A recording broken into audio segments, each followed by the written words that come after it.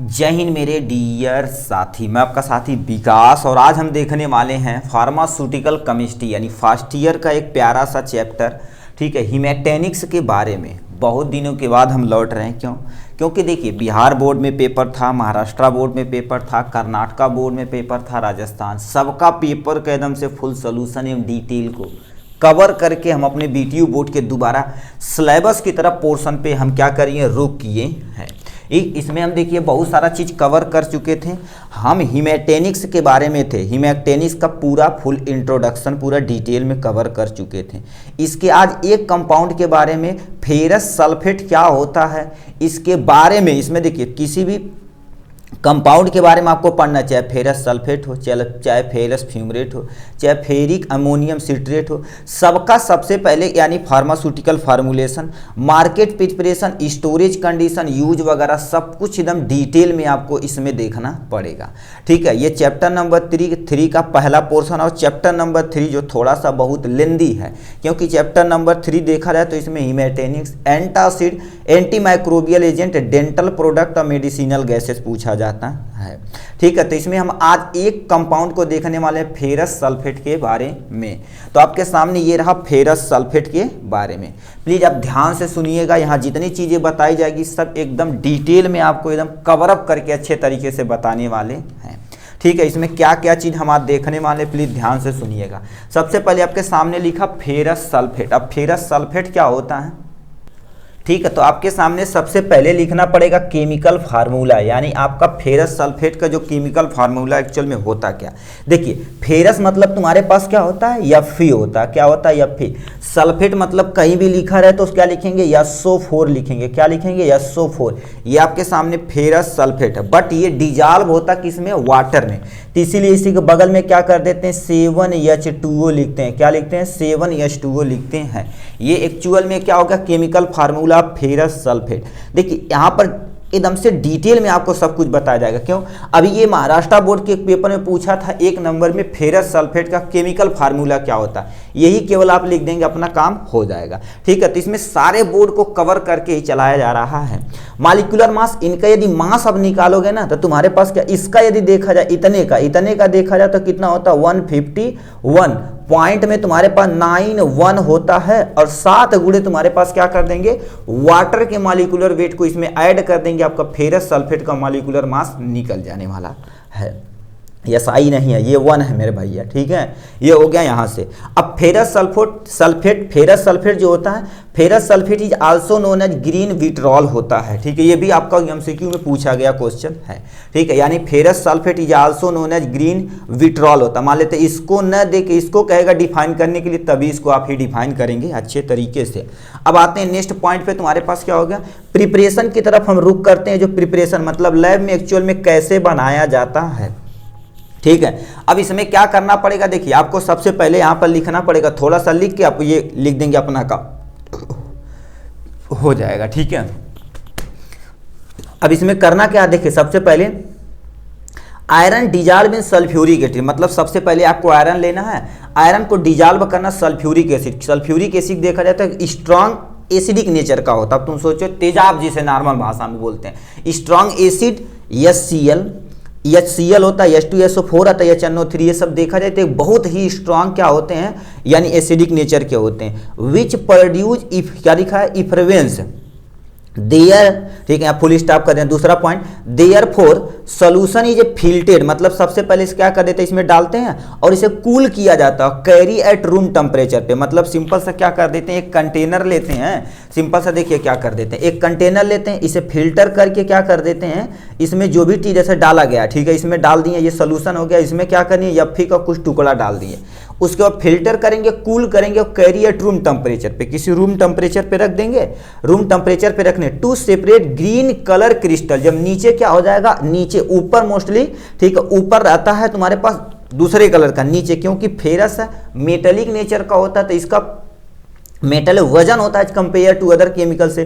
तो ये देखा जाए तो नीचे क्या हो जाएगा, ग्रीन तुम्हारे पास क्या होगा, क्रिस्टल के फॉर्म में तुम्हारे पास क्या हो जाएगा, ये अपीयरेंस दिखेगा, वो भी ग्रीन कलर का। जब ग्रीन कलर का अपीयरेंस दिखता है तो हम कहते हैं अच्छा फेरस सल्फेट बन के तैयार हो चुका है। ठीक है, तो वही चीज यहाँ से बोला जा रहा है, देखिए सेपरेट ग्रीन कलर क्रिस्टल होता उसी का ये तुम्हारे पास क्या होता, फेरस सल्फेट होता है।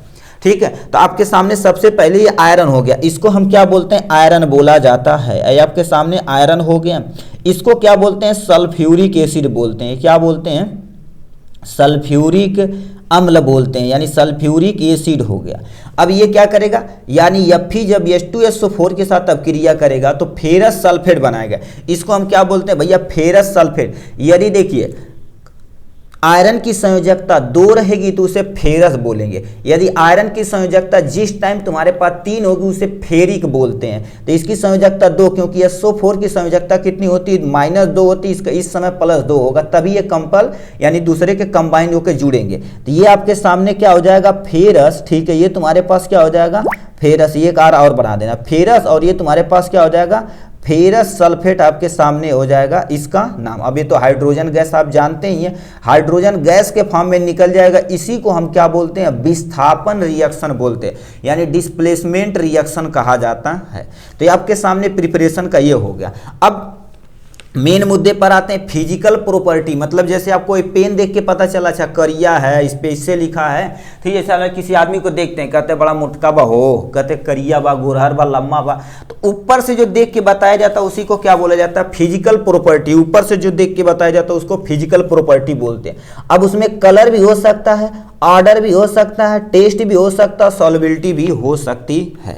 ठीक है, अब देखा जाए तो तुम्हारे पास क्या होता है, ये देखा जाए तो अभी क्या बोले, ग्रीन विट्रॉल बोला जाता है। तो ये हल्का सा क्या होगा, पेल या एलोइस ग्रीन कलर का होता है। पेल या तुम क्या लिख दोगे, एलोइस। ठीक है, ये तुम्हारे पास क्या हो जाएगा, एलोइस ग्रीन कलर का होता है।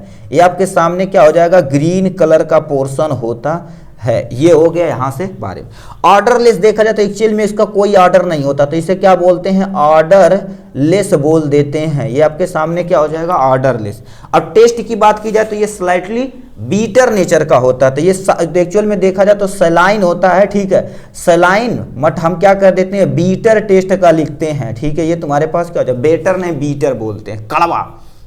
सॉल्युबिलिटी, यदि आयरन है तो जाहिर सी बात H2SO4 में घुल रहा है, तो जाहिर सी बात पानी में घुलने वाला। तो ये क्या लिख देंगे यहाँ पर, सॉल्युबल इन वाटर। मतलब ये क्या कर देगा, पानी में आराम से ये क्या हो जाएगा, घुल जाने वाला है। इतना चीज आपको क्या करना पड़ेगा, इस फिजिकल प्रॉपर्टी में लिखना पड़ेगा। अब आते हैं तुम्हारे पास फार्मास्यूटिकल फार्मूलेशन पे, यानी फार्मास्यूटिकल फार्मूलेशन किसे कहते हैं, मतलब ये मार्केट में किस रूप में प्रेजेंट है, मार्केट में किस रूप से प्रेजेंट है उसी का उसका फार्मास्यूटिकल प्रिपरेशन या फार्मूलेशन बोला जाता है। ये देखा जाए तो मार्केट में किसके किसके रूप में उपलब्ध है, टैबलेट के फॉर्म में उपलब्ध है, कैप्सूल के फॉर्म में उपलब्ध है, सिरप के फॉर्म में उपलब्ध है, और ओरल सस्पेंशन के फॉर्म में। ओरल ड्रॉप जो है छोटे बच्चों को कहते हैं आयरन की कमी हो गई है तो उसे ड्रॉप के रूप में दिया जाता है ना, तो उसे ड्रॉप पिलाया जाता है। ठीक है, तो ओरल ड्रॉप के रूप में यहाँ पर प्रेजेंट है। इसे कईयों आपको जो पता है वहाँ पर आप क्या कर सकते हैं, लिख सकते हैं। आयरन सल्फेट आप भी किसी फॉर्म में देखे होंगे तो लिख सकते हैं। उसके बाद आते हैं किस पे, ब्रांड नेम पे। याद रखना मेरे भाई, ब्रांड नेम ऐसा जो हम बताते हैं यहाँ से ये भी लिख सकते हैं, बट आपके माइंड में जो भी तुम्हारे पास कॉन्सेप्ट हो कि इसके बारे में कि इसका ब्रांड नेम ये हो सकता है, और एक्चुअल में होता, देखिए कईयों चीज का कई नाम होता ना। ठीक है, तो वही चीज यहाँ से क्या कर देना, कुछ भी आप यहाँ से लिख सकते हैं ब्रांड नेम में। तो ब्रांड नेम में हमने 2 चीज लिखा गया, आप गूगल कर सकते हैं, आपको जितना मिले आप क्या कर सकते हैं, यहाँ से छाप सकते हैं। तो यहाँ पर क्या करते हैं, ब्रांड नेम में देखा जाए तो फेल फेस लिखा है, फोल फेस प्लस होता है, और दूसरे पर फियोसॉल। ये 2 तुम्हारे पास ब्रांड नेम होते हैं, और आपको कोई पता तो आप यहां से क्या कर सकते हैं, नोट डाउन अपना इजी से कर सकते हैं। ठीक है, ये बुक का चीजें हैं। बुक में अब क्योंकि आपके यदि दुकान पे आप काम करते हैं तो दुकान पे हमारे फेरस सल्फेट किसी और कंपाउंड में दिख रहा है तो उसका ब्रांड नेम लिख सकते हैं, कोई टेंशन नहीं है, कोई भी नंबर नहीं काटने वाला कोई भी टीचर। ठीक है, नेक्स्ट में देखा जाए तो स्टोरेज कंडीशन, ये एक्चुअल में स्टोरेज कहां पर किया जाता है आपको बता देते हैं। एक चीज आप याद कर लीजिए, ये स्टोरेज कंडीशन किसी भी दवा में चिपकाएंगे आपका 150% सही होगा। कुछ दवाइयां ऐसी होती हैं जो क्या कर देती हैं, उनका सूटेबल और एक स्पेसिफिक स्टोरेज कंडीशन होता है कि फ्रिज में रखेंगे नहीं तो ये खराब हो जाएगा, तो उनका हम अलग से पढ़ लेंगे। यहाँ पर स्टोरेज कंडीशन में क्या होगा, store in well close air tight container में रखा जाता है। नेक्स्ट पॉइंट में क्या लिखेंगे, स्टोर एट रूम टेम्परेचर पे, किस टेम्परेचर पे, रूम टेम्परेचर पे क्या करेंगे, इसे स्टोरेज करेंगे। Keep away from sunlight and moisture, इसे हमें क्या करना है, मॉइस्चर और लाइट से क्या, वो भी डायरेक्ट सनलाइट से हमें क्या करना है, दूर रखना है। ठीक है, इतना चीज आपको लिखना पड़ेगा। लास्ट में क्या लिखना पड़ेगा आपको, यूज। यूज मतलब क्या होगा, जो फेरस सल्फेट अभी पढ़ते यार एक्चुअल में यूज कहीं पर है तभी तो पढ़ रहे हैं। तो आयरन डिफिशियंसी एनीमिया मतलब किसी पर्सन को आयरन की कमी है, मतलब हीमोग्लोबिन की कमी है, तो उसे ट्रीट करने के लिए हम आयरन सल्फेट का, फेरस सल्फेट या आयरन सल्फेट का हम प्रयोग कर सकते हैं।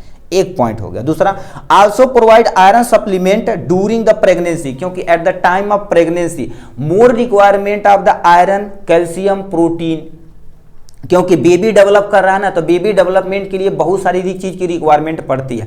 तो जो मदर होती हैं एट टाइम ऑफ प्रेगनेंसी, उन्हें प्रॉपर बैलेंस डाइट करना चाहिए, प्रॉपर भोजन टाइम टू टाइम सब कुछ करना चाहिए, क्योंकि उन्हें ज़्यादा ज़्यादा क्या होती, आयरन की रिक्वायरमेंट होती है, सब चीज़ की रिक्वायरमेंट होती है, तो उन्हें प्रॉपर अमाउंट में भोजन वगैरह अच्छे से करना चाहिए। तो वही लिखा है, यानी प्रेगनेंसी के दौरान देखा जाए तो ज़्यादा अमाउंट में क्या कर दिया जाता है, फेरस सल्फेट की रिक्वायरमेंट होती है। इसलिए जो प्रेग्नेंट औरत होती है ना, तो उन्हें देखेंगे आयरन की टैबलेट, कैल्शियम की टैबलेट, और तुम्हारे पास क्या होगा, कुछ और टैबलेट जैसे प्रोटीनियस हो गया, ये प्रोटीनियस फ्रूट वगैरह, ये दो तो सरकार से मिलता है, जिसमें प्रॉपर अमाउंट में उन्हें क्या क्या होगा, चलाया जाता है।